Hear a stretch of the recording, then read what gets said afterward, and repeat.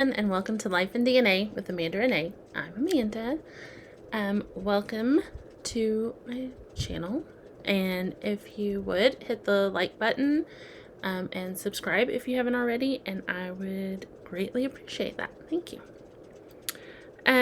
Today I just wanted to give an update on my new adventure journey with the Semaglutide, however you want to pronounce it.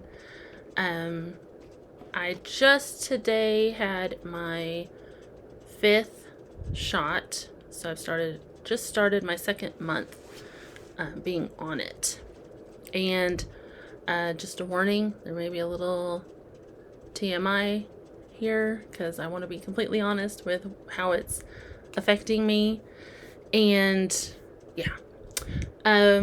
Most importantly, first, I've lost 8 pounds total, and that's more that I've lost with trying anything new in the past, I don't know how many years. Ever since I got diagnosed with Hashimoto's and got my anemia under control, that had me about, like, I don't know, 20 pounds heavier just because I was eating so much salt.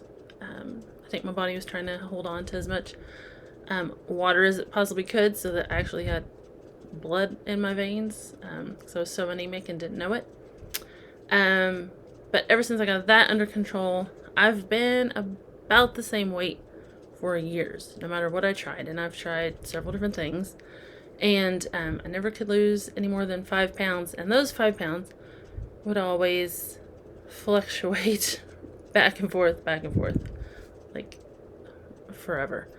And so I'm excited because, hey, that's progressively down further than what I've been in years. So I'm looking forward to seeing what happens as I get to stay on this. Now, I have stayed on the lowest dose, the one they start you out on. I think it's 0.25 milligrams. I've stayed on that, and I'm gonna stay on that for a couple of reasons. One, financially, and it's summertime, and I don't need to spend any more than what this already costs. Right now my paycheck is little, and I don't need to spend any more than that on weight loss. So that's one reason. But the other reason, when I first started listening to the Trim Healthy Mama ladies talk about this, they actually suggested staying on the lowest dose because, one, the side effects aren't as awful because you're not going up and down, keep going up and put more of it in your system. 2, you're going to lose a little slower, but that's going to let your skin and your body kind of get used to, you'll lose it slow enough that you weren't going to have, like, sagging skin and wrinkles, and that is what I really want to avoid. I don't want to just dump a bunch of weight and then, not look as good as I could if I had just been patient and lost it slow and steady. So that's my plan, and that's what I'm doing so far. And as long as it keeps on a downward trend, then that's how I want to keep it. I tried really hard the first couple weeks to eat healthy, but the nausea was real. I have a Zofran prescription that they gave me for, when I can't take it anymore. I haven't ever, thrown up or anything like that. I have heard of other people doing that. I pop a Zofran before that happens. But I don't. The first week was a little rougher. I didn't bring any Zofran with me that day, and I kind of wish I would have, because I kind of got nauseous, I'd say about an hour and a half after the shot the first day. And so My son had jujitsu right after my shot, so I couldn't get home and take medicine until a little bit later. So I just kind of suffered through it until I got home to take it. And I found that about half of the foods I had bought to be gung-ho and try to eat healthy and do a good job would turn my stomach. And so I lived on like Walmart chicken strips because at least I was getting protein that way, and whatever I could stomach to eat. For the first couple weeks, I wasn't very hungry at all. I'd be a little more nauseous than anything. And if I went too long waiting to eat, then I would be almost so nauseous that I had to force myself to eat. Almost like when I was, really reminded me of when I would get nauseous when I was pregnant. It reminded me a lot of that feeling. So I've tried to stay hydrated really well. I've been doing pretty good about that. That helps a lot. And the past couple weeks, I've just given myself a break. I've been really, really busy with different things. And so I've given myself a break on worrying about what I eat. And it's just been that I eat less because I can't eat a lot. There are times where I think if I really tried, I could overeat and be miserable like I used to let myself do.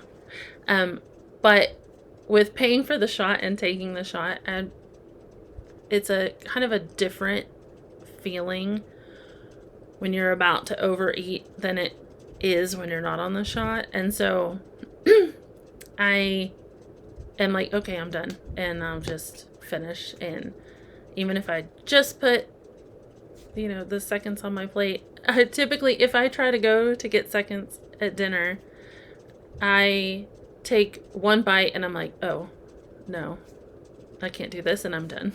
So, a lot of that is probably, why I'm losing weight. I'm eating at least half of what I used to eat, if not less than that. And so that's great. Lately I can eat a little more than what I could the first 2 weeks. I'm not quite as sick that, or I've gotten used to it. So I'm not quite as sick as I was the first couple weeks.